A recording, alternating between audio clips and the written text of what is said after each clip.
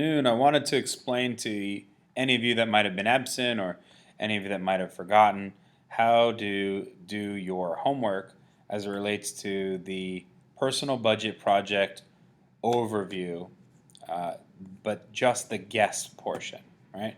So in Schoology, in the personal budget folder, so once you are in your course on Schoology, in the personal budget project folder, you'll see a link to where you'll submit your homework.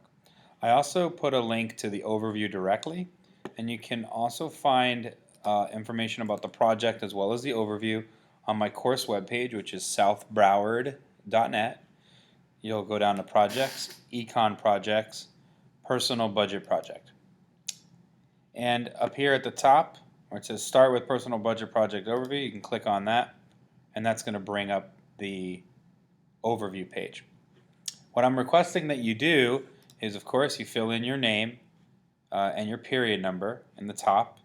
It'll also tell me about your occupation, what's the job that you're going to have, and about your wages, right? And so you're going to tell me about all of these, fill in numbers for most of these things that you're going to use. But the first one is going to be the wages section. So you're going to take your annual salary, whatever you believe your annual salary is going to be, and let's say you believe your annual salary is going to be $45,000. Because this is a monthly budget, you're going to divide it by 12 so that we get an amount. You'll take that amount and plug that amount into this sheet.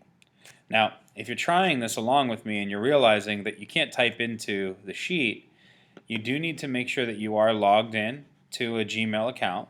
And if not, up in the top right hand corner, it'll say sign in. So you'll of course need to sign in. Once you're signed in, then you'll need to go over to File and make a copy in order for you to be able to type into it. Once you do that, you will be able to type in whatever numbers you like. I'll encourage you to just modify the numbers that are here, not the total numbers, because you'll notice that if I input any number, it does impact the total automatically, right? Watch this number down here. Once I input a number, it changes it. So all these things are calculated, and up at the top, it's calculated for you again. And so if, let's say, my income is $48,000 a year, I'll divide by 12, and I'm going to get $4,000. Now, one of the things that I'd like you to do is to put money away into savings. And you can put it into a variety of savings account types, but I want to make sure that you're putting at least 10% of your income into savings. I would highly encourage you to put more, but as a part of our project, I am going to require that you put at least 10% in. And so for me, my 10% of my income is going to be about $400. And so let's say I put in $50 into my emergency fund, $100 into my savings, $100 into a retirement account, and $100 into some stocks. And so I need to put $50 more, and let's say I'm going to put that for my education savings account for my son, right? And this is for children. Education savings account is to pay for college expenses for children of yours or of yours. The next thing that you're going to want to look at is the federal taxes. And so you'll look at your income and you'll try to surmise how much you believe your federal income taxes would be. This is going to include also the Social Security and Medicare taxes. So how much are your federal taxes that you think you need to pay? Now, of course, later in the project, for real, you are going to calculate these things. But again, for now, it's sufficient that you just come up with a guess. And so what do you believe the taxes would be on $4,000 of income? So for any of these other items, you're going to input numbers, and you'll surmise what you believe these things might cost per month.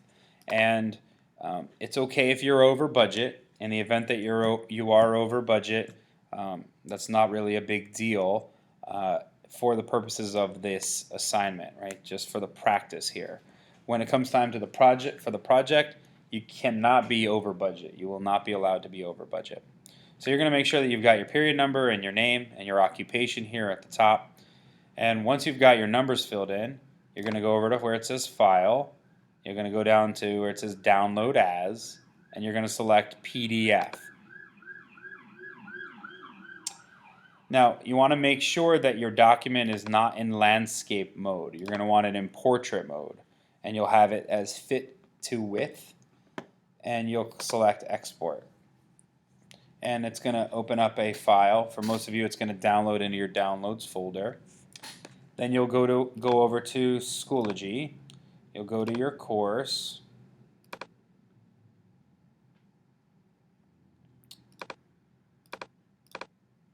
And you'll go find your personal budget project folder. And you'll notice that there's this personal budget overview numbers guesses link. You'll click on that. That's where you're going to be making your submission. You can see that I've already submitted it once. I'm going to submit my work again just to show you. You'll click where it says upload. It should already be selected. You'll click the button underneath that says file, and I'm going to select a file. And my personal budget folder is there. And I'll click submit, and it's going to upload that file.